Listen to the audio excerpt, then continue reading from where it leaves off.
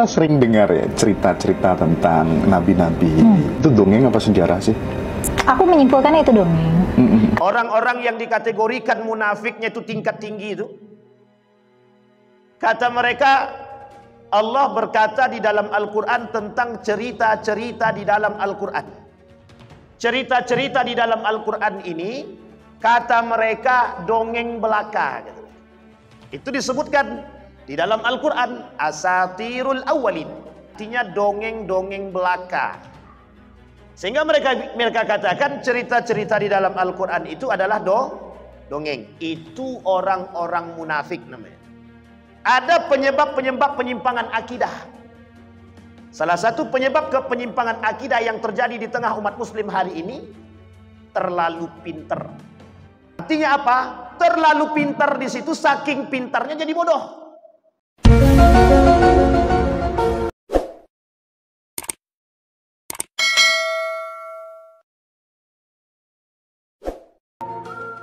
Assalamualaikum warahmatullahi wabarakatuh.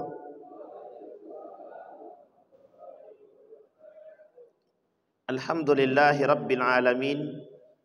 Alhamdulillahillazi arsala rasulahu bil huda wa dinil haqq liyudhhirahu 'alad dini kullih wa kafa billahi syahida.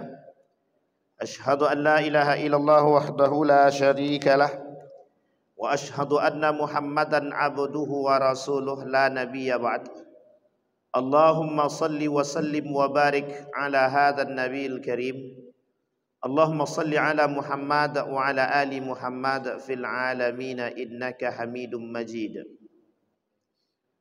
Ya ayuhan nasu taqu rabbakumul ladzi khalaqakum min nafsin wahidah wa khalaqa minha zawjaha wa batha minhuma rijalan katsiran wa nisaa wattaqullaha alladzi tasaaluna bihi wal arham innallaha kana 'alaikum raqiba.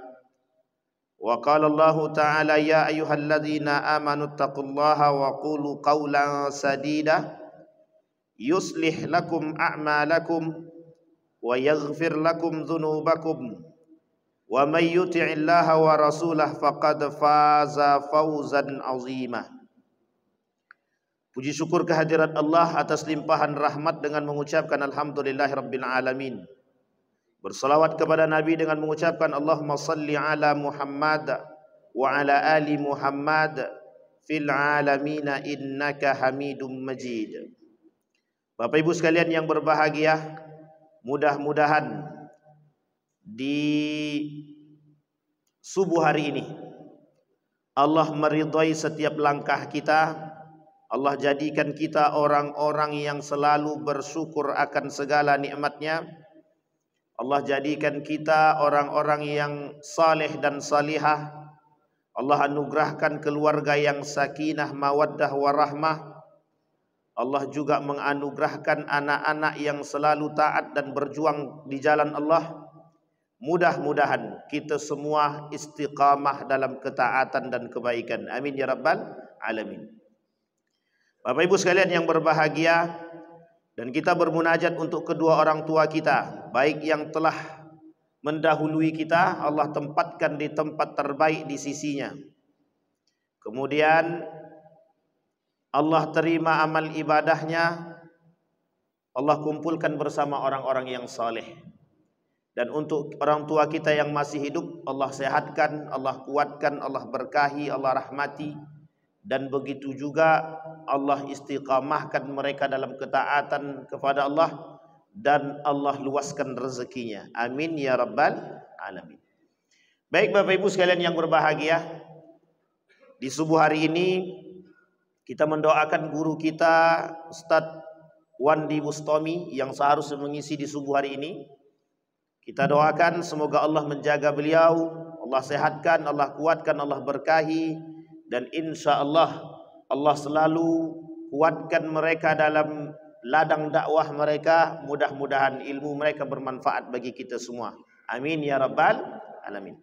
Baik Bapak Ibu sekalian yang berbahagia, karena ini adalah perjumpaan pertama kita, mudah-mudahan di dalam perkenalan ini ada baiknya, ada yang bisa kita ambil, ada yang juga bisa kita jadikan panutan dan panduan dalam kehidupan. Di subuh hari ini kita akan coba mengangkat satu ayat di dalam Al-Quran yang Allah sebutkan di dalam Al-Quran di dalam surat An-Nisa ayat 150 sampai 151.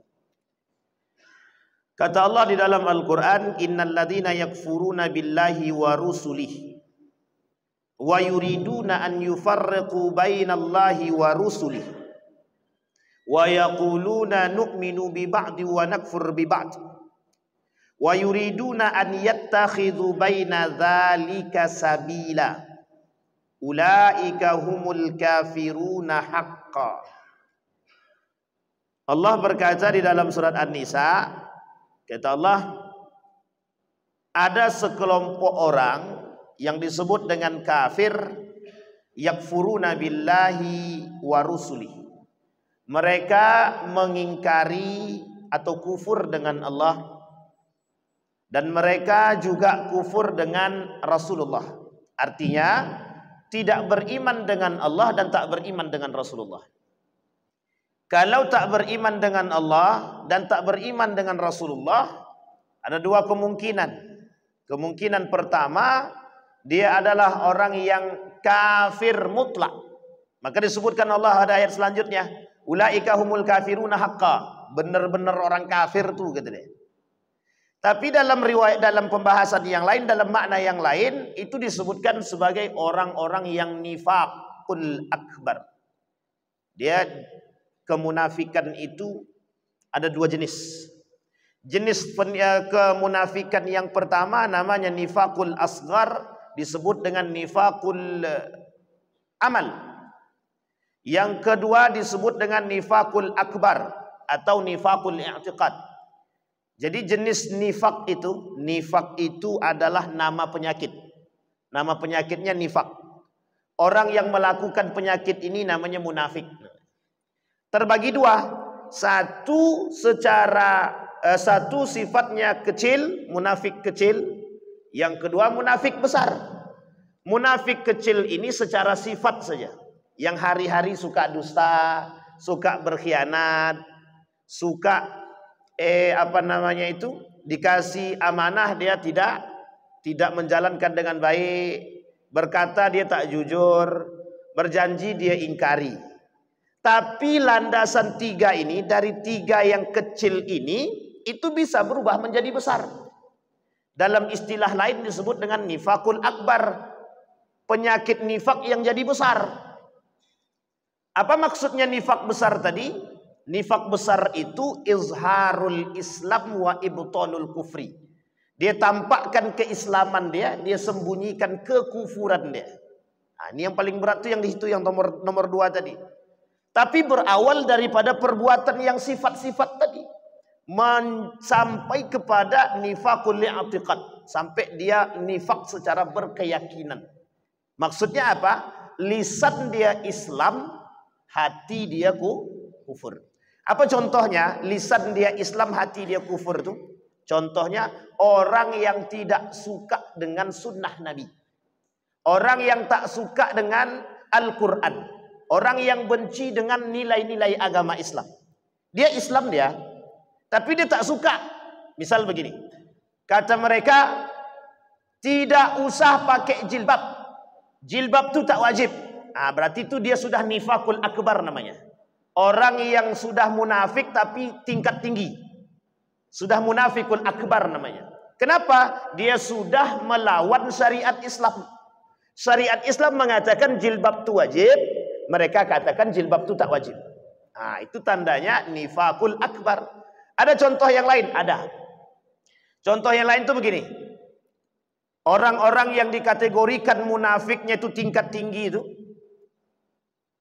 kata mereka, Allah berkata di dalam Al-Quran tentang cerita-cerita di dalam Al-Quran. Cerita-cerita di dalam Al-Quran ini, kata mereka dongeng belaka. Itu disebutkan di dalam Al-Quran, asatirul awwalin. Asatirul awwalina, artinya dongeng-dongeng belaka. Sehingga mereka katakan cerita-cerita di dalam Al-Quran itu adalah dongeng. Itu orang-orang munafik namanya. Tapi orang-orang seperti ini tidak berada di luar Islam. Dia berada di dalam Islam. Artinya orang Muslim. Makanya disebut dengan kufur.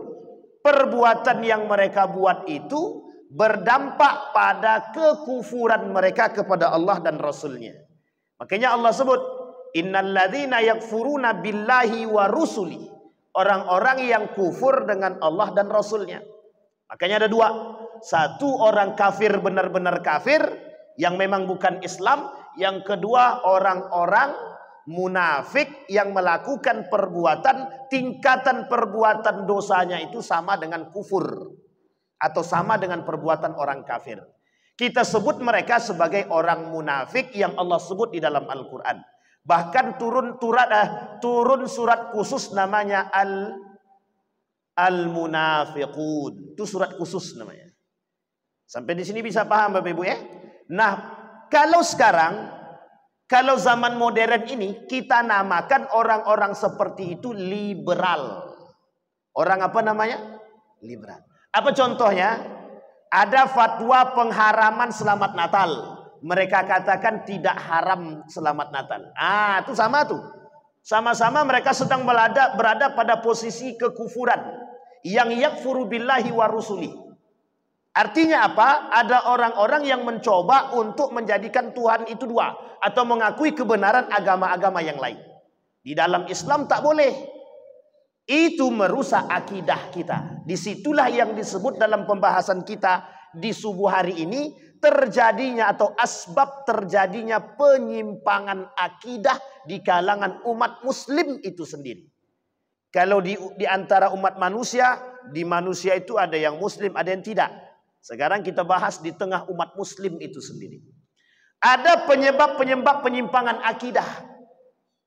Salah satu penyebab penyimpangan akidah yang terjadi di tengah umat muslim hari ini, terlalu pinter. Terlalu pinter atau sebaliknya Pak Ustaz? Nah, ini namanya bahasa kiasan, majas. Artinya apa? Terlalu pintar di situ, saking pintarnya jadi bodoh. Saking pintarnya jadi bodoh. Artinya apa? Salah satu penyebab penyimpangan akidah yang terjadi di kalangan umat muslim hari ini, kebodohan mereka terhadap pemahaman akidah yang sahih. Akidah yang benar. Bapak Ibu sekalian yang berbahagia, kita rujuk dulu dari ayat yang tadi. Kemudian kata Allah di dalam Al-Quran, wa yuriduna an yufarriqu bainallahi wa rusulih. Tadi dah jelas tuh, orang kafir dan orang munafik. Sekarang tidak. Munafiknya aja, kafir enggak. Beriman kepada Allah, tapi tak beriman kepada Rasul. Atau sebaliknya, beriman kepada Rasul, tak beriman kepada Allah. Maka ada kelompok-kelompok tertentu, orang yang beriman kepada Allah, tapi mereka tak beriman kepada Rasulullah. Ada apa tak ada? Ada atau tidak orang-orang yang beriman, yang tidak beriman kepada Rasulullah? Ada, namanya ingkar sunnah. Orang yang tak percaya dengan Nabi itu ada. Apa kata mereka? Cerita-cerita Nabi di dalam Al-Quran itu dongeng. Berarti mereka tak beriman kepada Nabi. Misal, kalaulah Nabi Muhammad diberikan mukjizat. Apa mukjizat Nabi Muhammad SAW? Yang paling memukau dan tidak bersifat fisik. Apa mukjizat baginda Nabi Muhammad SAW? Tidak bersifat fisik, tapi dia memukau. Ada yang tahu? Apa Pak? Apa Pak? Al-Quran itu fisik jelas. Namanya mushaf. Ada yang lain? Apa? Isra wal Mi'raj. Itu memperjalankan dalam satu malam, kata mereka tak masuk akal. Maka mereka sebutlah cerita Isra wal Mi'raj itu cerita dongeng-dongeng belaka. Dan itu Allah sebutkan. Makanya kalau ada orang hari ini mengatakan bahwa cerita dalam Al-Quran itu dongeng, mereka sedang jahiliyah terlambat namanya. Dia terlambat, telat jadi orang jahiliyahnya terlambat. Harusnya jadi jahiliyah pada masa itu dia. Karena pada masa dahulu sama ucapannya Pak. Orang kafir, orang Yahudi, Nasrani dahulu, ucapannya sama kepada Nabi. Itu bual-bual Muhammad aja. Nah, kalau bahasa awak begitulah. Itu cuma cerita-ceritanya Muhammad saja. Dongeng-dongeng belaka. Mereka tidak percaya dengan Isra wal Mi'raj itu. Ada tidak masa Nabi Muhammad SAW orang yang tak percaya dengan Isra wal Mi'raj? Ada nggak yang nggak percaya? Yang percaya cuma satu, sisanya semuanya nggak percaya. Siapa yang percaya? Cuma Abu Bakar. Yang lain nggak percaya tuh Isra wal Mi'raj. Maka kalau sekarang bermunculan orang-orang mencoba mendiskreditkan Al-Quran dengan pemahaman-pemahaman mereka, itu sebenarnya terlambat. Orang-orang yang mencari kursi aja, mencari piti aja itu. Jadi kalau ada orang seperti itu besok bilang ente rugi. Ada orang yang mengatakan bahwa Al-Quran itu dongeng, Al-Quran itu porno, Al-Quran itu cerita-cerita tidak jelas, Al-Quran itu tidak ilmiah. Sampaikan kepada mereka bahwa mereka itu orang yang tidak memiliki apapun. Atau jahiliyah terlambat. Masih mending kalau dia dibayar. Ini sudah tak dibayar, tak dapat duit, tak dapat posisi, malah dapat neraka saja. Nah, masih mending kalau dapat duit. Kita ambil contoh. Ulil Absar Abdallah itu terkenal dengan keliberalan dia. Untuk merusak akal kita nih, biar jauh kita dari agama. Itu dulu begitu dia. Begitu beliau dulu. Ada namanya Artawijaya. Ada namanya dulu Nur Khalis Majid. Ini orang-orang tokoh-tokoh liberal saya sampaikan. Mereka mencoba membuat bagaimana menjauhkan kita dari nilai-nilai agama dengan memasukkan unsur sekuler dalam kehidupan kita, dalam keseharian kita. Artinya, kalau kita jauh dari nilai agama, mereka senang. Kalau kita tak jauh dari nilai agama, mereka sakit hati. Yang ngomong siapa? Muslim. Yang punya proyek siapa? Kafir Quraisy, orang-orang Yahudi, orang Nasrani. Nah, makanya kita katakan jahiliyah terlambat namanya. Dulu Bapak Ibu, mohon maaf, orang-orang yang seperti ini itu dibiayai, ada dananya, besar. Besar dananya itu, miliaran rupiah. Makanya mereka mau kayak gitu, koar-koar. Nikah beda agama itu tidak haram.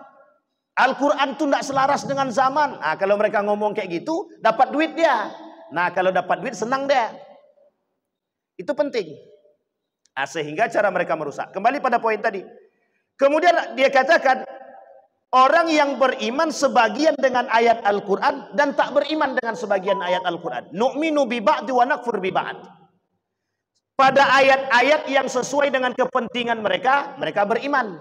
Pada ayat-ayat yang tidak sesuai dengan keinginan mereka, mereka kufur. Apa contohnya? Contohnya adalah ketika Allah mengatakan suap itu haram, mereka tak akan percaya dengan ayat itu. Mereka tak percaya dengan baginda Nabi Muhammad SAW. Kalau Nabi kata suap itu haram, kata Nabi, kata mereka suap itu tidak haram. Apa contohnya begini? Nabi bilang dalam hadisnya itu, ar-rashi wal murtashi finnar, orang yang melakukan suap dan yang menerima suap dalam neraka. Memang tak disebutkan di situ berdosa. Cuman kan penghuni neraka pasti orang berdosa kan? Jadi masuk neraka. Apa kata mereka? Di dalam aturan permainannya 100.000 ke bawah itu tidak suap. Cuman kalau 100.000 ke atas baru suap. Bapak Ibu boleh tengok tuh peraturannya. Benar nggak kayak gitu? Coba cek. Karena begitu bahasanya. 100.000 ke bawah tak suap. 100.000 ke atas itu baru suap. Makanya caranya adalah buat 100.000 dulu, suap sekarang. Atau dengan model-model barang-barang. Sajadah 75.000 misalkan. Suap apa tak suap? Kata mereka tak suap. Nanti bulan depan suap lagi 75.000 lagi. Mukena misalkan. Kalau dikumpulkan ada berapa tuh? 100.000 lebih kan? Anggaplah 150.000. Itu bagi mereka tak suap. Siapa mereka? Manusia. Siapa mereka? Kaum munafik. Kalau udah 100.000 ke atas baru dia disebut dengan suap, kata dia. Makanya mohon maaf, tradisi suap di negara kita ini biasa. Kenapa? Karena ada orang yang mengatakan suap itu tidak ada masalah. Bahkan kadang-kadang yang mengatakan, ada juga dai-dai yang mengatakan suap itu tidak ada masalah. Yang kita lawan orang-orang munafik, dia juga munafik. Itu masalah kita hari ini. Pendangkalan akidah dari umat muslim itu sendiri. Sehingga yang terjadi apa? ketika sesuai ayat itu dengan kepentingan mereka, mereka beriman. Kalau tidak sesuai dengan kepentingan mereka, mereka tolak ayat-ayat tersebut. Contohnya, kaum liberal itu mengatakan begini, masalah kasus Nabi Lut, banyak Allah turunkan azab bagi kaum Nabi Lut. Apa kata kaum liberal-liberal yang sekarang terlambat itu? Itu bukan ujian, bukan ancaman, bukan azab. Itu penyakit aja. Kata dia begitu. Artinya adalah, mereka katakan, kalaupun orang-orang itu melakukan perbuatan piti, itu bukan masalah azab yang akan Allah berikan. Tapi itu sebenarnya karena penyakit saja. Nah, ini yang ngomong orang liberal. Makanya sampai hari ini itu eksis. Kenapa itu? Dijaga. Siapa yang jaga? Yang jaga juga orang-orang Muslim. Untung sampai hari ini belum jebol tuh undang-undang LGBT. Kalau sempat jebol undang-undang LGBT, nah bersiaplah kita melawan itu. Sampai di sini paham Bapak Ibu? Apa kata mereka? Orang yang lesbi, orang yang gay, mereka semua punya hak sama seperti kita. Mau mereka nikah sesama jenis kek, mau tidak kek, itu kan urusan mereka. Kasih hak mereka. Jadi Bapak Ibu ini disuruh memahami kondisi orang-orang tadi. Jadi kalau ada perempuan suka dengan perempuan, biarkan aja, itu haknya dia, kata dia. Nah, coba, apa tak rusak akidah kita begitu? Sangat rusak sekali kalau begitu. Nampak bapak-bapak laki-laki suka dengan laki-laki. Wah, kata bapak-bapak nih, dah itu udah biar aja lah, itu udah biasa. Memang begitu haknya dia itu untuk dapat begitu. Kalau kita begitu, semua orang yang melakukan perzinahan, besok ada perempuan laki-laki zinah tengah jalan, udah itu haknya dia. Yang penting mereka itu tetap sholat. Kan begitu keadaan kita hari ini. Ada kita berani mengingatkan orang dalam perzinahan mereka di tengah jalan. Orang berpelukan laki-laki perempuan yang bukan suami istri. Kita biarkan, bahkan kita tonton. Apa kata kita? Mesra kali lah bapak ibu itu. Padahal dia tidak tahu. Entah itu suami orang, entah itu istri orang, kita tak tahu. Bayangkan Pak, itulah kenapa alasannya dalam etika suami istri tidak boleh berpelukan dan bermesraan di depan umum. Itu alasannya. Karena dikhawatirkan timbul fitnah, apakah mereka ini suami istri atau belum. Kalau suami istri aman, kalau tidak suami istri, orang akan berpikiran itu suami istri. Ujung-ujungnya zinah Pak. Sampai di sini bisa dipahami Bapak Ibu? Ini model pendangkalan akidah. Kata mereka, nu'minu bi ba'dil wa nakfur bi ba'd. Mereka beriman dengan sebagian ayat Al-Quran, sebagian lagi mereka tak beriman. Makanya di dalam pembahasan Al-Quran itu, kaum liberal itu punya studi. Namanya studi tafsir Al-Quran dengan gaya mereka, disebut dengan metode hermeneutik. Mentafsirkan Al-Quran sesuai dengan kondisi zaman. Dulu Bapak Ibu, hermeneutik ini metode mentafsirkan Injil. Dibuatlah oleh kaum liberal itu untuk dimasukkan ke dalam Al-Quran. Bagaimana caranya mentafsirkan Al-Quran itu dengan menyesuaikan kondisi zaman. Pada akhirnya Al-Quran harus menyesuaikan zaman, bukan zaman yang menyesuaikan Keluarlah pernyataan dari lisannya kaum liberal itu bahwa Al-Quran itu tidak selaras dengan zaman. Itu dia. Poinnya dapat. Kalau kita tak mengerti dengan Al-Quran, mohon maaf nih, kita awam dengan Al-Quran, kitab suci kita, kira-kira mudah tak bagi mereka membodohi kita? Oh Pak, Yahudi itu baca Quran. Yahudi itu baca Quran. Orientalis pintar bahasa Arab. Bisa mempelajari Al-Quran, hafal Al-Quran. Saya ceritakan di sini. Meskipun sudah beberapa tempat kita ceritakan di sini. Seorang biarawati naik pesawat bersama salah seorang profesor. Ketika di dalam pesawat, karena biarawati ini pakai kerudung, berdiskusilah mereka tentang agama Islam. Dalam prasangka baiknya seorang profesor tadi, perempuan yang duduk di samping dia dalam pesawat tadi, itu adalah muslimah. Kenapa? Ternyata dalam diskusi perempuan tersebut hafal Al-Quran. 30 juz. Ternyata dia hafal sejarah Nabi. Sirah Nabawiyah. Ar-Rahiq Al-Makhtum dia hafal. Dia hafal Sahih Bukhari. Dia hafal kitab Riyadus Salihin. Hadis-hadis Nabi dia hafal. Itu biarawati.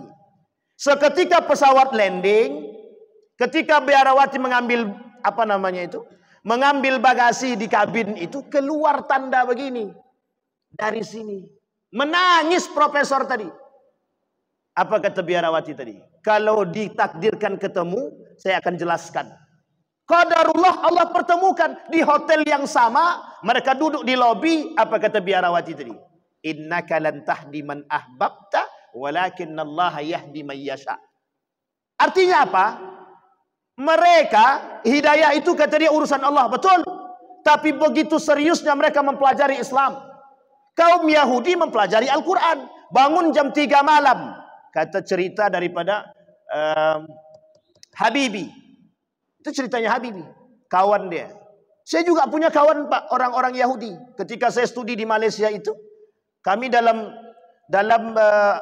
summer school. Summer school itu sekolah di musim panas. Bahasa kami lah gitu. Summer school. Dalam itu ada kaum-kaum Yahudi orientalis. Mereka mempelajari Al-Quran. Mereka buka Al-Quran itu. Mereka tadabur itu. Mereka pelajari terjemahannya. Mereka baca tuh.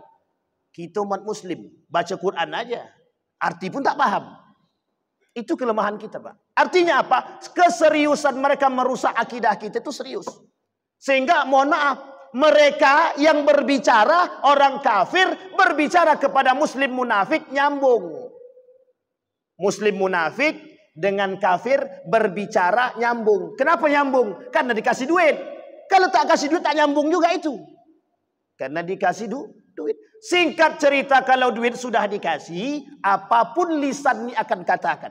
Sampai mereka berani mengatakan bahwa Al-Quran itu tidak selaras dengan zaman. Tujuannya adalah ingin mengatakan kepada umat Muslim, jangan kembali kepada Al-Quran. Sesungguhnya Al-Quran itu sudah tidak sesuai dengan zaman. Makanya muncullah kelompok-kelompok tertentu hari ini. Apa itu? Kelompok-kelompok munafik yang tak suka dengan nilai-nilai agama. Mereka katakan jilbab tak wajib. Jangan pakai jilbab. Mereka katakan nikah beda agama itu boleh.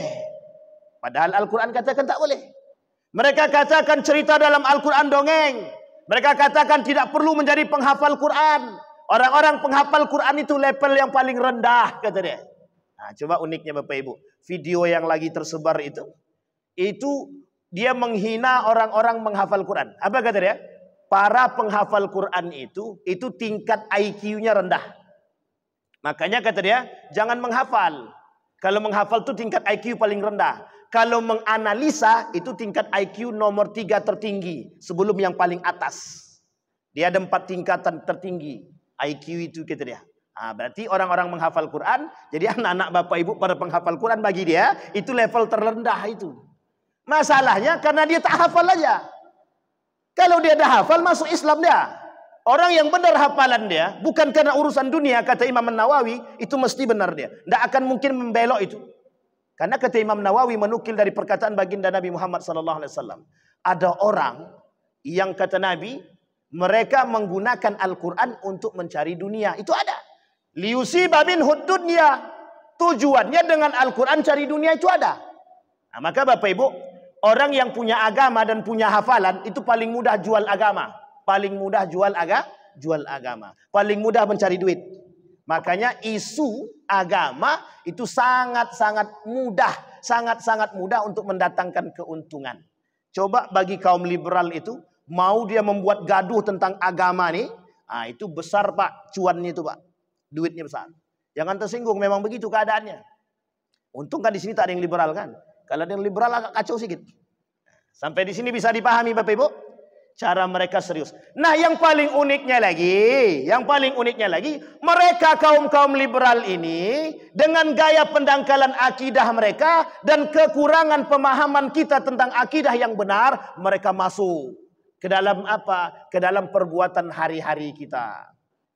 Mereka buatlah perayaan Hari Ibu, Valentine Days, kasih sayang, Hari Guru, Hari Bapak, Hari Anak. Semua harilah pokoknya. Termasuk hari tahun baru. Itulah kerjaan kita tuh Pak. Coba tengok, banyak ada umat muslim hari ini yang ulang tahun. Itu bukan tradisi Islam, itu sama sekali bukan. Tapi mereka senang-senang aja tuh Pak, ulang tahun. Coba, itu bukan tradisi Islam. Perayaan tahun baru bukan tradisi Islam. Itu ditetapkan pada tahun 1582, ditetapkan pada periode kedua 1780-an oleh siapa? Paus, yang diikuti oleh umat muslim. Kita yang ikut, kita yang buat acara. Mereka dulu peletak batunya, kita yang menjalankan peletakan batu tersebut. Tradisi orang itu kita buat. Makanya disebut oleh sebagian ulama mengatakan orang-orang yang ikut dalam perayaan tersebut mereka disebut dengan mutasyabih atau musabbih, bukan mutasyabih, musabbih. Kata Nabi, man tasyabbaha biqaumin fahuwa minhu. Orang-orang yang menyerupai perbuatan kafir, dia bagian daripada kekufuran itu. Makanya Bapak Ibu lihat tuh, ketika bulan Desember itu mesti banyak penyakit musiman itu, Pak. Penyakit-penyakit musiman. Orang-orang muslim pakai atribut-atribut non-muslim, pakai atribut orang kafir, kayak ndak ada baju lain aja. Toleransi, Ustaz. Itu bukan toleransi, bablas. Kebablasan toleransinya itu merusak akidah. Maka kata para ulama, tidak ada toleransi dalam urusan akidah. Lakum dinukum wali. Itu yang paling penting, Pak. Tanamkan sama anak-anak kita itu akidah yang benar. Kalau rusak kita, Pak, rusak kita. Apa kata mereka kaum liberal hari ini tuh? Bagaimana caranya mentafsirkan Al-Quran dengan gaya kontekstualisasi, menyesuaikan dengan zaman. Jadi zaman ini disuruh, Al-Quran disuruh menyesuaikan dengan keadaan. Kelak Al-Quran itu tidak ada lagi isinya. Kata Nabi dalam hadisnya begini, la yabqal Qur'an, la yabqal Islam illa ismu, wa la yabqal Qur'an illa rasmu. Islam itu tidak akan tersisa kecuali tinggal nama. Al-Quran itu tidak akan tersisa kecuali tinggal tulisan. Kenapa begitu? Orang Muslim tak mau kembali kepada Islam. Orang Muslim justru yang mencaci maki Islam. Makanya kata orang kafir sekarang, orang-orang Yahudi Nasrani sekarang, tak perlu menghancurkan umat Muslim. Cukup umat Muslim itu sendiri hancur secara sendirinya. Apa kata mereka? Tidak perlu mematikan api. Cukup api itu kita redupkan, ntar mati sendiri dia. Nah, cara meredupnya bagaimana? Kasih piti, suruh dia berbicara, rusakkan nilai-nilai agama, habislah semua. Kita ambil contoh yang paling sederhana. Yang paling sederhana. Apa hukum pacaran, Bapak Ibu? Jawab dengan jujur, Bapak Ibu, yang dulu-dulu pernah pacaran. Apa hukum pacaran? Haram kan? Haram hukum pacaran. Tapi anak kita pacaran, Pak. Kalau haram pacaran, itu larang anak kita pacaran. Apa kata maknya tadi?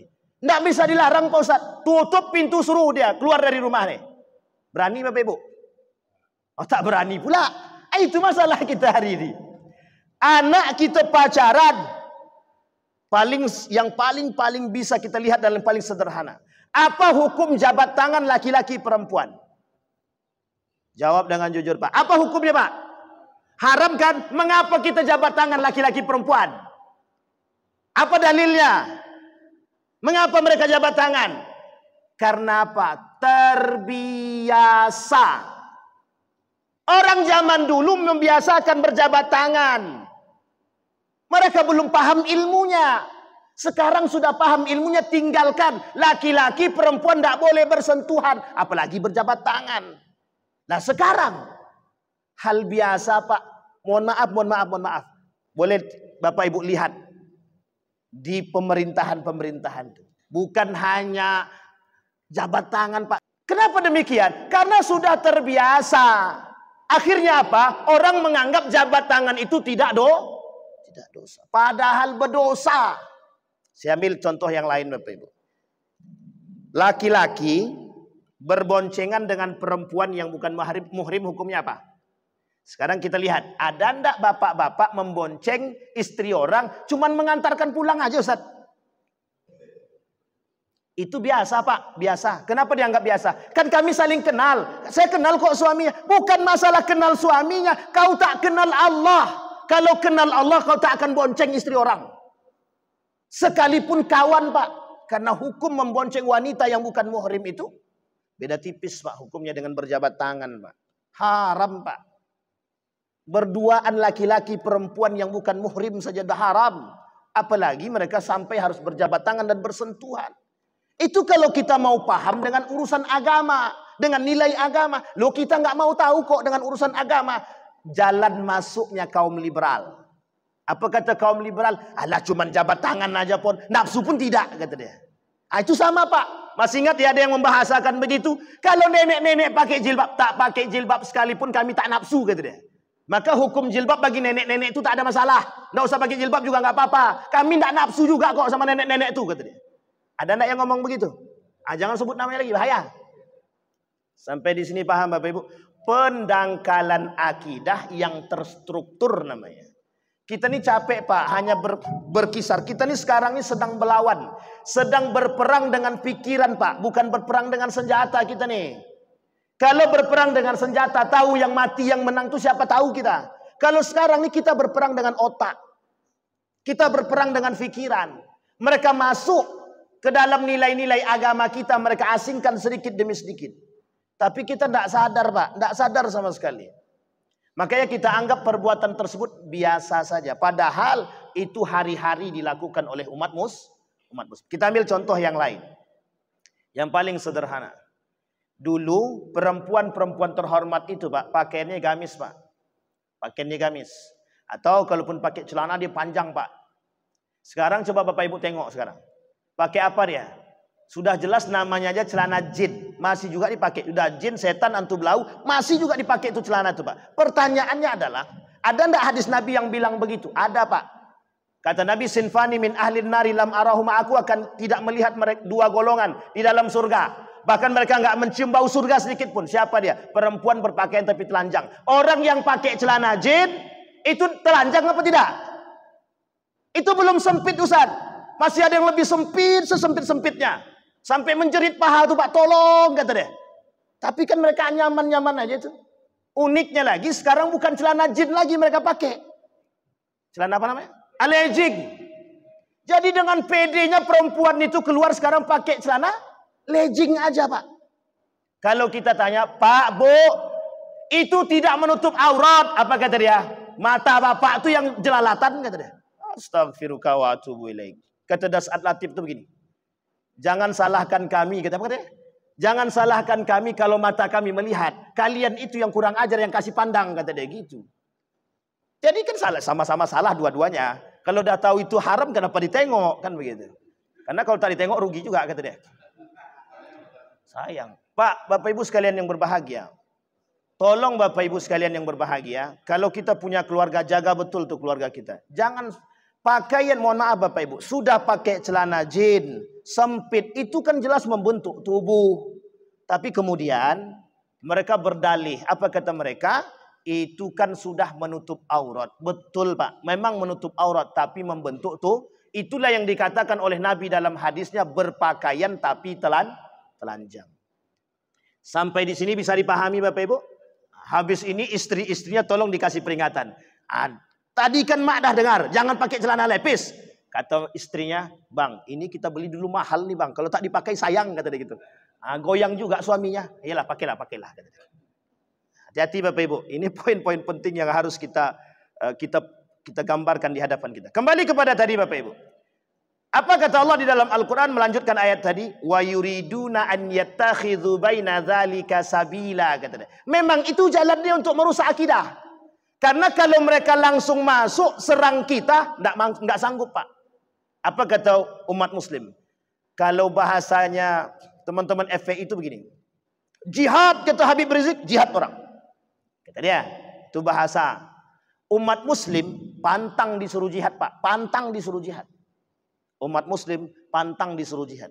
Makanya kenapa salah satu meredup semangat jihad, salah satu cara untuk meredup semangat jihad dalam jiwa umat muslim itu adalah berikan apa yang mereka inginkan. Sehingga mereka tidak akan lagi mau.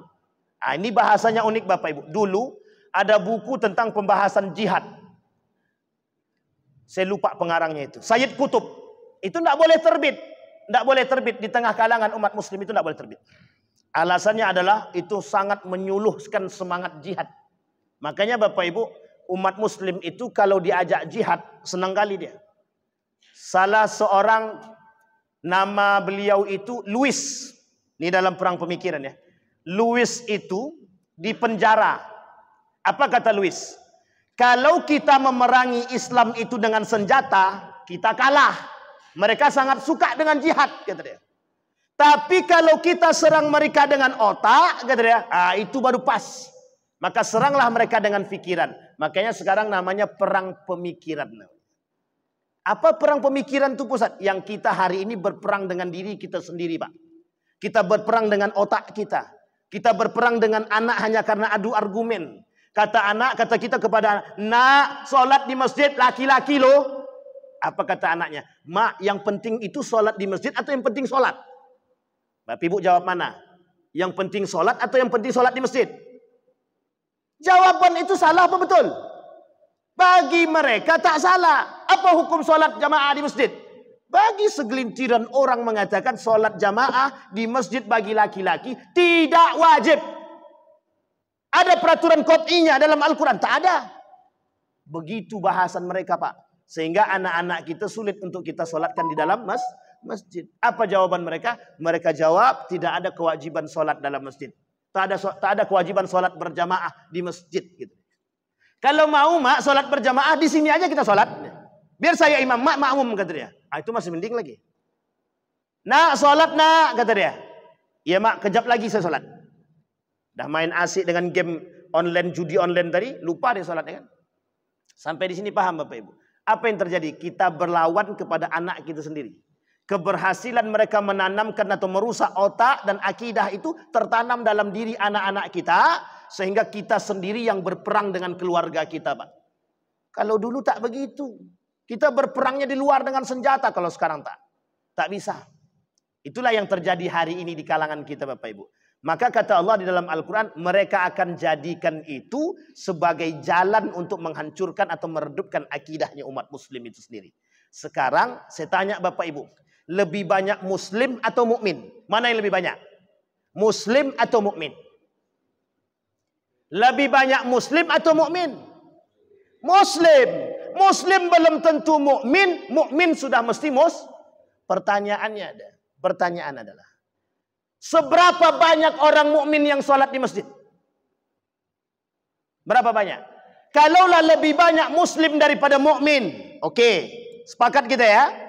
Karena banyak orang Islam KTP pusat, betul. Ada orang yang Islam cuma mencari anak orang, ada. Ada orang Islam cuma mencari pekerjaan, ada. Masuk Islam dia. Lebih banyak muslim daripada mukmin. Sekarang kita lihat, seberapa banyak yang mukmin yang sholatnya di masjid? Seberapa banyak, Pak? Kalau banyak, mesti penuh masjid nih. Kalau tak banyak, berarti tandanya semakin berkurang. Sudah jelas mukminnya, tapi sholatnya nggak di masjid. Sekarang kita runut lagi. Kalau kita runut lagi, jauh lagi, Pak. Seberapa banyak yang sholat di masjid itu yang khusyuk? Itu tanya lagi. Seberapa banyak yang khusyuk itu yang sholatnya diterima oleh Allah?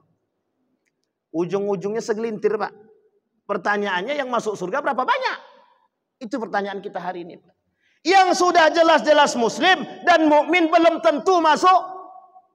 Apalagi sudah muslim tapi munafik.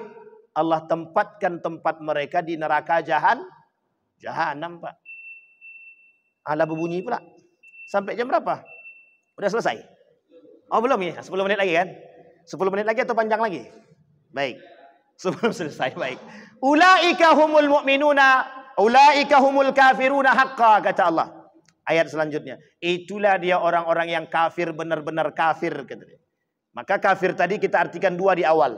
Satu, orang kafir yang benar-benar kafir, yang tidak Islam. Yang kedua, orang munafik yang melakukan perbuatan kufur kepada Allah. Ada orang pelaku perbuatan kufur itu, ada. Namanya munafik, pelaku dosa-dosa besar. Orang-orang yang melakukan dosa besar, Nabi sebut di dalam hadisnya. Kata Nabi, "Faman tarakas salah fahuwa kafir, man tarakas zakah fahuwa kafir, man tarakas saum fahuwa kafir." Kalau ada anak kita tak puasa, dia sedang kufur. Ada anak kita tidak bayar zakat, dia kufur. Ada anak kita tak solat, dia sedang kufur. Kafir tidak keluar daripada Islam, dia tak murtad. Tapi perbuatan dia setingkat dengan perbuatan orang kafir. Sama-sama kufur. Sampai di sini paham Bapak Ibu? Kufur itu diidentifikasi oleh para ulama untuk dua hal. Satu orang munafik, satu lagi orang fasik. Orang munafik sudah mesti fasik. Orang fasik belum tentu munafik. Tapi kedua-duanya bisa terjerumus dalam perbuatan kufur. Sampai di sini bisa dipahami Bapak Ibu? Yang tak sholat kufur. Sekarang saya tanya, orang yang tak sholat, tahu dia kewajiban sholat, kata Nabi orang itu kufur. Mereka fasik atau munafik? Fasik atau munafik? Orang yang tahu kewajiban tapi tak menjalankan kewajiban, fasik atau munafik? Fasik. Fasik. Tahu dia kewajiban tapi tak menjalankan kewajiban, fasik. Sama kufur juga. Tapi yang kedua yang paling berbahaya. Tahu dia bahwa sholat ini adalah aturan syariat dalam Islam. Tapi kemudian mereka ingkari. Tidak ada itu ayat-ayat, dalil-dalil tentang kewajiban sholat di dalam Al-Quran. Kata Ade Armando. Masih ingat? Tanamkan baik-baik dalam diri kita nama-nama tersebut. Yang saya sampaikan tadi. Itu perusak betul itu. Merusak kita itu. Apa kata dia? Tidak ada dalil Al-Quran yang berbicara tentang sholat subuh, sholat asar, sholat isya, sholat maghrib, sholat apa lagi? Sholat zuhur dalam Al-Quran, kata dia. Sehingga mohon maaf Bapak Ibu, dia mengingkari kewajiban sholat 5 waktu. Diingkari oleh dia kewajiban sholat 5. Itu bukan lagi fasik. Munafik. Siapa nama mereka? Namanya itu Pak. Sifatnya munafik. Cuma Bapak Ibu, kita tak boleh. Kalau Bapak Ibu ketemu dengan dia, Armando, munafik kau nih. Tak boleh. Tak boleh, tak boleh. Nabi melarang kita menyampaikan itu, mencela sesama muslim, tak boleh. Kita celah. Cuman kami tak tahu saat dia Islam apa bukan. Itu tak tahu lah, pandai-pandai lah itu. Sampai di sini bisa dipahami Bapak Ibu. Qalu nu'minu bima unzila alaina wa yakfuruna bima wara'ahu wa huwal haq musaddiqan lima ma'ahum. Kata Imam Hasan Al-Basri, orang munafik itu izharul Islam wa ibtalul kufri. Kata Allah begini, qalu nu'minu bima unzila alaina. Kami beriman kepada apa yang Allah turunkan kepada kami. Wa yakfuruna bima wara'ahu. Tapi kami pada hakikatnya kufur dan mengingkari dengan apa yang mereka turunkan di belakang. Sampai di sini paham? Sama maksudnya Pak. Di depan kata mereka kami pura-pura beriman, di belakang ternyata mereka memang tidak beriman. Sama seperti perbuatan orang kafir Quraisy. Apa kata mereka? Yang Allah sebutkan di dalam Al-Quran. Ketika mereka bertemu dengan orang-orang kafir, apa kata mereka? Kami bersama dengan kalian. Ketika bertemu dengan orang mukmin, kami juga bersama kalian. Namanya apa itu? Dzal wajhain, kata Nabi. Apa maksudnya? Kata Nabi tidak akan terjadi hari kiamat sampai muncul di tengah kalian manusia-manusia munafik yang memiliki dua wajah. Dzal wajhain. Orang yang memiliki dua wajah. Berarti orang yang memiliki dua wajah itu pengkhianat, Ustaz. Iya, munafik. Iya. Wah, berarti si anu itu munafik tuh. Jangan. Itu tak boleh itu Pak. Jangan, cukup tahu dalam hati. Kalau dia sudah memang seperti itu, cukup tahu dalam hati. Yang paling baik adalah nasihati dia agar dia kembali ke jalan yang benar. Kalau enggak ya jangan. Kita tidak boleh juga mencela. Sibabul muslimin fusuq wa qitaluhu kufrun. Mencela umat muslim itu fasik, membunuh umat muslim itu kufur. Sibabul muslimin fusuq wa qitaluhu kufrun. Mencela, mencaci, memaki umat muslim itu adalah kefasikan yang nyata, dan membunuh umat muslim termasuk pembunuhan karakter terhadap umat muslim adalah kafir atau perbuatan kufur. Maka kalau kita tahu kemunafikan seseorang, cukup dalam hati Bapak Ibu, atau yang terbaik sampaikan kepada dia apa yang dia lakukan itu salah, nasihatilah dia. Nah Bapak Ibu sekalian yang berbahagia, apa yang harus kita lakukan hari ini? Yang harus kita lakukan hari ini adalah, yang pertama, berkumpullah bersama-sama. Artinya apa? Bersama orang-orang yang kita anggap soleh. Bapak Ibu sekalian yang berbahagia, membangun komunitas berjamaah seperti ini, itulah yang diharapkan oleh baginda Nabi Muhammad SAW di akhir zaman. Karena kalau sendiri kita tidak kuat. Makanya jangan bercerai-berai. Jangan gara-gara masjid aja kita berantem, Pak. Jangan. Udah nggak saatnya kita berantem gara-gara itu, Pak. Udah nggak saatnya. Saatnya kita hari ini bersatu. Karena musuh kita itu, kata Nabi, kiri kanan nih. Nabi yang bilang dalam hadisnya, kata Nabi. Apa kata Nabi? Yusaku alaikumul umam antada'alah, kata dia. Kata Nabi dalam riwayatnya begini. Umat muslim itu dikelilingi oleh musuh kiri kanan depan belakang. Samping, serong kiri, serong kanan, serong belakang, pokoknya. Semua musuh mengelilingi kita sekarang. Kata Nabi begini. Kata para sahabat. Apakah ketika itu jumlah kami sedikit? Tidak, kata Nabi. Bal antum kathir. Kaghusa'is sail. Saking banyaknya kita ketika itu, ramai kita nih, Pak. Umat muslimnya ramai. Tapi kata Nabi, walakinnakum da'if. Tapi antum lemah. Kenapa begitu? Karena yang berani mengatakan kebenaran hanya segelintir manusia. Kenapa? Tak berani, takut. Kenapa takut? Karena kita tak berani. Itu aja lah. Kenapa kita takut? Ya karena kita tak berani. Lah kalau kita berani, mungkin kita tak takut. Itu alasan paling sederhana. Tapi alasan yang lain adalah kurang iman. Kurang iman. Sekarang saya tanya, lebih banyak orang yang melakukan amar ma'ruf atau nahi mungkar? Jujur apa tak jujur? Mau jujur kan? Kita coba tanya. Lebih banyak orang yang melakukan amar ma'ruf atau nahi mungkar? Kenapa kok sedikit yang melakukan nahi mungkar? Kenapa yang lebih banyak amar ma'ruf? Karena amar ma'ruf lebih mudah dilakukan. Solatnya tahajud, duhanya jalan. Solatnya 5 waktu di masjid. Di samping rumah orang maksiat tak berani tegur. Di samping rumah orang berantem tak berani tegur. Di samping rumah orang minum khamar tak berani tegur. Suami istri berkelahi tak berani tegur. Kenapa tak berani tegur? Itu nahi mungkar. Kenapa suap tak berani kita tolak? Ya karena mohon maaf, kita butuh. Lemahnya iman manusia tergadaikan hanya karena urusan apa kata Nabi? Walakinnakum da'if. Tapi kalian lemah. Lu kok bisa kami lemah, kata para sahabat? Kalian terjangkit penyakit. Apa penyakitnya? Wahan. Apa itu wahan? Hubbud dunia wa karahiyatil maut. Cinta dunia dan takut mati. Itu dia poinnya, Pak. Sampai di sini bisa dipahami, Bapak Ibu.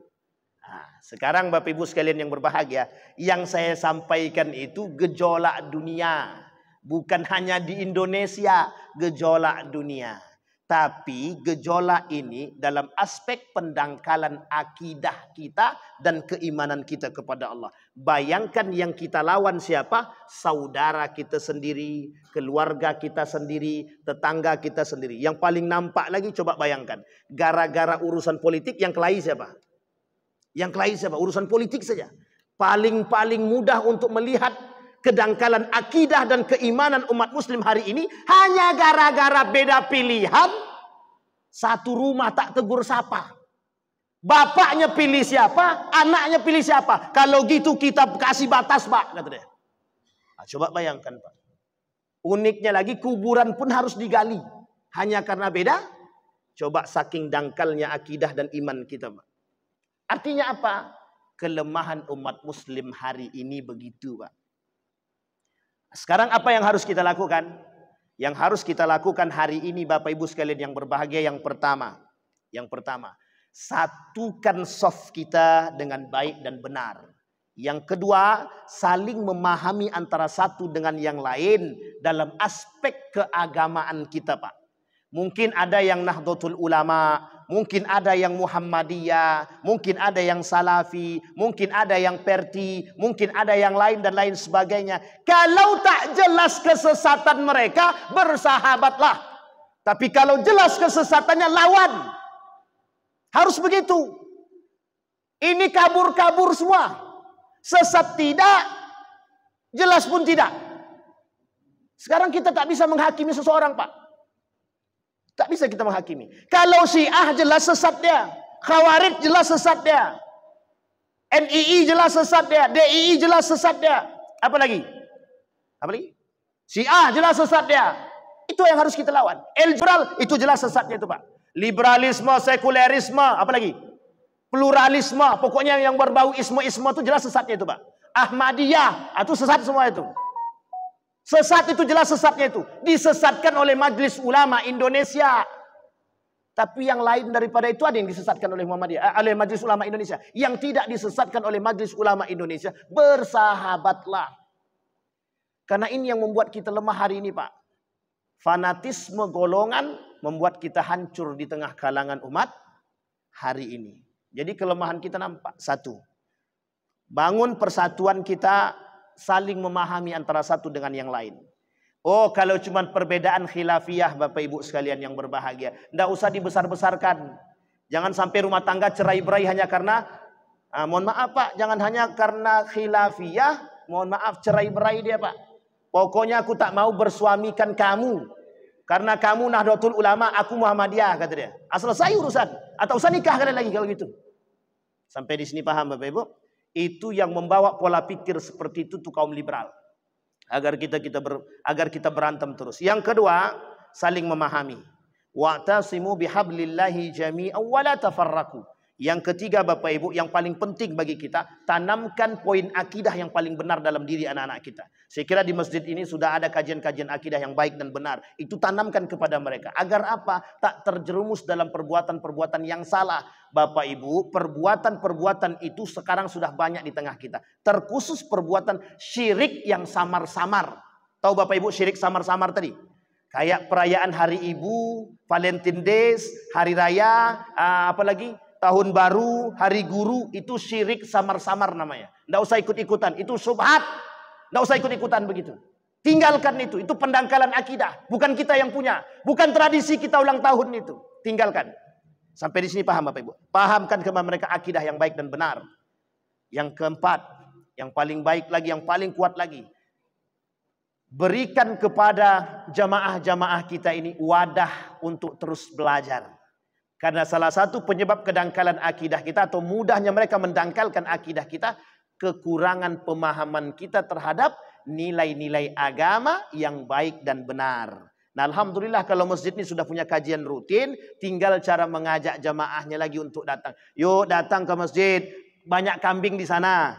Ya kambing orang, kita nggak tahu kambing siapa kan begitu. Artinya terserah, buatlah program sebaik mungkin Pak. Untuk apa menjaga Pak? Setidaknya kita bisa menjaga generasi kita. Kalau bapak-bapak dan atu-atu ini tak lama umurnya lagi. Sementara generasi kita ini yang menjadi masalah Pak. 20 tahun yang akan datang bagaimana hancurnya kalau sekarang sudah hancur. Bayangkan Pak, narkoba di mana-mana. Bayangkan kemaksiatan di mana-mana. Pergaulan bebas. Uniknya lagi hampir-hampir ada peraturan penggunaan kona. Apa tak hancur kita tuh? Rusak kita. Bukan akidah lagi rusak, iman rusak. Akhlak pun rusak sekarang. Nah, yang terakhir Bapak Ibu yang kelima. Tanamkan moral dan akhlak yang baik pada anak-anak kita dan generasi kita. Terkhusus bagi kita semua. Kenapa begitu? Sebab kemerosotan kita hari ini adalah tak punya adab. Tak punya akhlak. Kenapa? Apa penyebabnya tidak punya akhlak? Apa penyebab tidak punya moral? Tak punya iman. Apa penyebabnya tidak punya iman? Akidahnya tak benar. Maka kembalilah kepada akidah yang benar. Artinya apa Bapak Ibu sekalian yang berbahagia? Ilmu itu berarti dan berharga sekali di akhir zaman. Kita tidak tahu apakah kita sekarang berada di akhir zaman atau tidak. Tapi kalau kita melihat gejolak ini Bapak Ibu, ini sepertinya kita sedang berada di akhir zaman Bapak Ibu. Jadi kalau tak jaga-jaga generasi kita, Anda tahu kita Bapak Ibu, apakah mereka akan selamat atau tidak. Memang itu urusan Allah, betul. Tapi kalau kita tidak menanamkan akidah, iman, akhlak yang baik kepada mereka, mohon maaf, pengaruh lingkungan jauh lebih besar daripada pengaruh orang tua di rumah. Kalau orang tua hari ini tidak tegas, tidak keras, jadi harap maklum sajalah. Kenapa harap maklum? Anak-anak dia bisa keluar bebas tanpa ada rasa malu. Saya kira itu saja Bapak Ibu. Ada pertanyaan Bapak Ibu? Enggak ada. Masya Allah. Ada Ustaz? Silakan. Waalaikumsalam warahmatullahi wabarakatuh.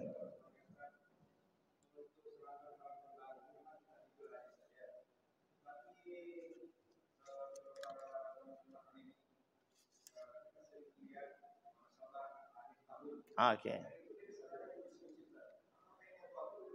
Baik. Permasalahan tahun baru itu Dihukumi halal tidak, dihukumi haram pun juga tidak. Makanya kita katakan subhat. Saya sejalan dengan guru saya. Guru saya itu namanya Gus Najib. Dan guru saya Kiai Haji Hasan Abdullah Sahal. Dan beberapa guru yang lain. Apa kata mereka? Tinggalkan. Sekalipun ada kedok muhasabah di situ. Cukup di rumah. Sendiri-sendiri saja. Nggak usah berkumpul-kumpul. Karena apa? Yang menjadi masalah itu bukan muhasabah dia. Momentum. Itu yang kita takutkan terjerumus dalam subhat tadi, Pak. Kenapa? Mohon maaf Bapak Ibu. Kita lihat ya. Sekarang semua orang melakukan acara perayaan tahun baru. Pertanyaannya. Sudah menjadi tradisi atau belum? Sudah menjadi sebuah tradisi. Artinya apa? Kalau tidak dilakukan tidak enak. Kalau dilakukan, itu yang diharapkan. Pertanyaannya, jika tidak dilakukan tahun baru itu, perayaan tahun baru, ada yang kurang atau tidak? Kalau itu dalam tradisi, ada yang kurang apa tidak? Mereka berharap datang momentum itu. Inilah yang saya sebut dari awal, namanya syirik samar-samar. Tinggalkan. Yang kita takutkan adalah agama jadi kambing hitam dalam perbuatan subhat-subhat tersebut. Sampai di sini bisa dipahami Bapak Ibu? Saya orangnya tidak menjalankan perayaan tahun baru. Meskipun dulu saya pernah ikut. Setelah saya paham, tak jadi lagi. Kenapa demikian Bapak Ibu? Mohon maaf, mohon maaf. Sama sekali tidak ada manfaat. Tidak ada manfaatnya. Oh, tapi kan ada muhasabah akhir tahun. Betul. Bapak Ibu tahu yang datang itu berbonceng laki-laki perempuan yang bukan muhrim. Tahu apa tidak? Kita ini menyediakan ladang maksiat. Kalau yang di atas kita tahu memang muhasabah. Tapi yang di bawah, emang Bapak Ibu tahu ngapain dia? Bapak Ibu boleh cek besok di malam tahun baru. Berapa banyak hotel yang penuh. Cek kalau perlu. Masuk ke situ. Laki-laki perempuan itu sudah suami istri atau belum? Artinya apa? Mohon maaf Bapak Ibu. Mohon maaf. Kenapa saya tak setuju dengan perayaan tahun baru? Lebih banyak ladang maksiat daripada manfaat. Manfaatnya bahkan kecil sekali Pak. Jadi sekalipun ada muhasabah akhir tahun, saya menyarankan tidak usah ikut. Tidak usah. Di rumah aja. Tapi masjid kami mengadakan Pak Ustadz. Kalau bisa jangan. Kalau bisa jangan. Kalau bisa jangan. Kapan diadakan? Adakan di bulan-bulan yang lain terserah. Tanggal-tanggal yang tidak perlu ada momentum. Tidak perlu ada momentum. Muhasabah itu oleh Nabi setiap sebelum sholat. Nabi melakukan muhasabah setiap sebelum sholat 5 menit. Dipikir sama Nabi, apa salahku hari ini? Jangan muhasabah sekali setahun, tak ada gunanya. Muhasabah setiap hari. Sama Pak, perayaan ibu. Makanya saya katakan kenapa perayaan ibu itu perbuatan yang paling tidak bisa diterima. Masa kita mau sayang sama ibu cuma 1 kali dalam setahun? Setiap hari. Setiap waktu kalau perlu. Artinya apa? Yang kita kritik adalah momentum. Bukan masalah muhasabahnya. Tapi momentumnya. Sekarang pertanyaannya adalah, kenapa tak dibuat di hari-hari yang lain? Kenapa harus di peringatan malam tahun baru? Itu momentumnya Ustaz. Kan itu kalimatnya. Sampai di sini paham? Jangan terjerumus dalam perkara subhat Pak. Subhat itu kata Nabi, paman waqa'a fis subhat waqa'a fil haram. Sampai di sini paham Bapak Ibu? Saya tidak katakan peringatan malam tahun baru itu haram, dan saya tak katakan peringatan malam tahun baru itu halal. Tetapi yang subhat-subhat itu kata Nabi waqa'a fil haram. Faman waqa'a fis subhat waqa'a fil haram. Orang yang terjerumus dalam subhat, dia mesti terjerumus dalam keharaman. Artinya Bapak Ibu, saya ambil satu hadis sebagai penutup. Artinya apa? Kata Nabi dalam hadisnya, min husni islamil mar'i tarkuhu ma la ya'nihi. Sebaik-baiknya keislaman seseorang itu meninggalkan perbuatan yang tidak bermanfaat bagi diri dia. Muhasabah akhir tahun ke masjid tidak pernah. Sholat bolong, apa gunanya muhasabah? Makanya muhasabah setiap sebelum sholat 5 waktu. Nabi beristighfar dalam sehari berapa? Ada yang mengatakan 100, ada yang mengatakan 1000. Sekarang Bapak Ibu tinggal pilih saja. Mau 100 atau 1000? Satu jadi alhamdulillah. Itu masalah itu. Sampai di sini paham Bapak Ibu? Maka muhasabah itu jangan sekali setahun. Muhasabahlah setiap waktu. Begitu Pak ya? Ada pertanyaan lagi Bapak Ibu? Cukup? Alhamdulillah. Terakhir buat Ibu belakang nih. Didi, enggak denger ya? Ntar Bu, enggak kedengeran.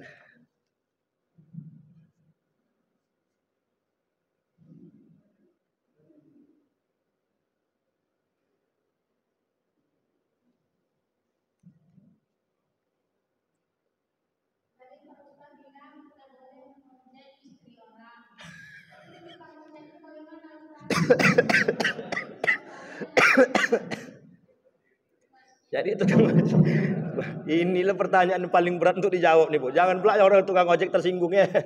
Baik Bapak Ibu sekalian yang berbahagia. Jadi kalau tukang ojek tuh gimana Mas? Ini lain pertanyaan, lain jawaban Bapak Ibu. Jadi gini, yang pertama yang saya maksud adalah membonceng istri orang tidak boleh, itu tidak dibenarkan. Itu dalam perkara urusan muamalah hari-hari Bapak Ibu. Ya, contoh si Anu itu kerja sama satu kantor dengan si laki-laki. Si ibu itu kerja satu kantor dengan laki-laki itu, jalan balik rumahnya sama. Bang, bonceng aku ya pulang ya. Ayolah kata laki-laki tadi. Itu tidak boleh, haram. Anak muda nih jalan mau ke pasar. Nenek-nenek bilang, aku numpang lah ya ke pasar, antarkan nenek. Ini kan berbuat baik sebenarnya. Tapi mohon maaf, di tempat yang salah. Artinya apa? Sekalipun nenek-nenek tak usah. Sampai di sini Bapak-bapak Ibu ya. Ini tidak ada kaitannya sama syahwat apa tak syahwat ini.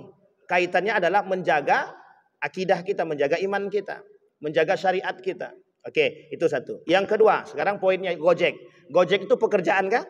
Kalau hari ini Gojek itu sebuah pekerjaan, maka Islam tidak melarang pekerjaan. Ingat ya, Islam tidak melarang pekerjaan apapun selagi bisa mendatangkan yang halal. Satu. Yang kedua, yang disalahkan dalam urusan Gojek itu orang yang mencari kesempatan dalam kesempitan. Memang sengaja dicarinya penumpangnya perempuan. Itu yang pertama. Yang kedua, kalau bisa Bu, carilah Gojeknya yang perempuan juga. Itu lebih aman.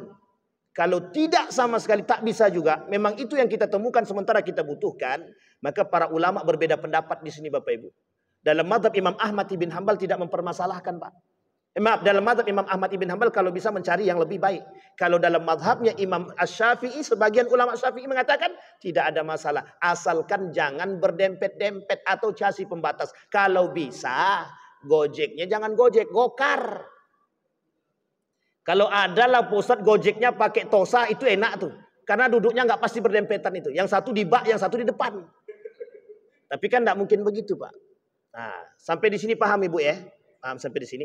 Maka Bapak Ibu sekalian yang berbahagia, yang dimaksudkan itu bukan permasalahannya. Kalau memang terpaksa harus, kalau bisa Bu, ini kalau bisa. Kalau Bapak Ibu mau naik Gojek, yang laki-laki carilah yang laki-laki. Tapi dapatnya perempuan Pak Ustadz. Kalau memang dapatnya perempuan, tunggu dulu. Kalau memang bisa mengganti, gantilah Pak. Kita menjaga diri. Kalau kita sudah punya usaha menjaga diri, itulah yang kemudian keberhati-hatian itu yang dibenarkan oleh para ulama. Tapi mohon maaf, ada orang yang memang sengaja Pak. Mohon maaf, memang sengaja. Bapak-bapak mencari Gojeknya perempuan. Pas dapat laki-laki di cancelnya. Ah, yang haram tuh yang seperti itu tuh Pak. Itu jelas keharamannya itu. Serius Bapak Ibu, serius. Oh jangan dikira tidak ada. Jangan dikira tidak ada. Mohon maaf, pelecehan seksual yang terjadi itu gara-gara itu memang. Sampai di sini paham Bapak Ibu. Kenapa saya tahu ini depan siapa? Tanyalah sama beliau kalau nggak percaya. Sampai di sini paham Ibu-ibu ya. Jadi kalau Ibu memang menggunakan sarana ojek atau Gojek untuk berangkat ke sekolah, ngajar, karena memang mohon maaf, tidak memiliki kendaraan, tidak ada masalah. Hanya saja jagalah tempat duduk kita. Dijaga baik-baik. Kalau bisa tidak bersentuhan itu lebih baik. Bagaimana caranya? Pandai-pandailah mengatur tempat duduk. Nah, ini kadang-kadang sudah nenek-nenek, tahu dia di depannya anak muda, ganteng pula lagi kata dia. Itu nenek tak sadar diri nama itu. Dah mudah-mudahan begitu. Itu ya Bu ya. Insya Allah tidak ada masalah kalau dalam dunia pekerjaan. Mohon maaf Bapak Ibu, dokter perempuan boleh memeriksa pasien laki-laki. Dokter laki-laki boleh memeriksa pasien perempuan sebatas pada permasalahan penyakit saja. Makanya tidak dipersoalkan oleh para ulama dalam pembahasan ulama dalam pembahasan fikih kontemporer, seorang dokter laki-laki dibenarkan atau diperbolehkan memeriksa kalau itu pasien dia perempuan. Tapi saran saya, yang perempuan ini sadar dirilah. Kalau bisa cari dokter perempuan juga lah. Atau sebaliknya, dokter laki-laki, pasiennya laki-laki, carilah dokter laki-laki. Jangan cari dokter perempuan. Yang uniknya lagi Ustadz, apa itu? Tukang pijit. Apa bapak sengaja dicarinya tukang pijit perempuan? Ah, ini masalah kita hari ini Bapak Ibu. Baik, saya kira itu saja Bapak Ibu. Itu anggaplah yang terakhir itu leluconan aja Bapak Ibu. Tapi leluconan yang memang harus kita jaga. Artinya laki-laki dan perempuan punya batasan yang tidak bisa tetap disatukan. Apapun itu tidak bisa disatukan. Maka Bapak Ibu sekalian yang berbahagia, belajarlah dan berusahalah mengurangi kemaksiatan kita, interaksi kita dengan laki-laki, baik laki-laki dengan perempuan atau perempuan dengan laki-laki. Saya kira itu saja Bapak Ibu. Mudah-mudahan ada manfaatnya bagi kita semua. Kita berdoa kepada Allah. Udah mau jam 7 aja ya. A'udzubillahi minasyaitonirrajim. Bismillahirrahmanirrahim. Hamdas syakirina hamdan na'imin, hamdan yuwafi ni'amahu wa yukafi'u mazidah ya Rabbana. Lakal hamdu kama yanbaghi li jalali wajhikal karim wa azim sultanik. Allahumma salli ala Muhammad wa ala ali Muhammad fil alamin innaka Hamidum Majid. Ya Hayyun ya Qayyum ya Fattah ya Alim ya Aziz ya Ghaffar ya Rabbal alamin. Allahumma ighfir lana dhunubana wa dhunuba walidina warhamhuma kama rabbayana shighara. Allahumma ighfir lana dhunubana wa kaffir anna sayyi'atina wa tawaffana ma'al abrar. Allahumma ighfir lahum warhamhum wa'afihim wa'fu anhum wa akrim nuzulahum wa wasi' madkhalahum waj'alil jannata mathwahum. Allahumma faqihna fid din wa 'allimna ta'wil.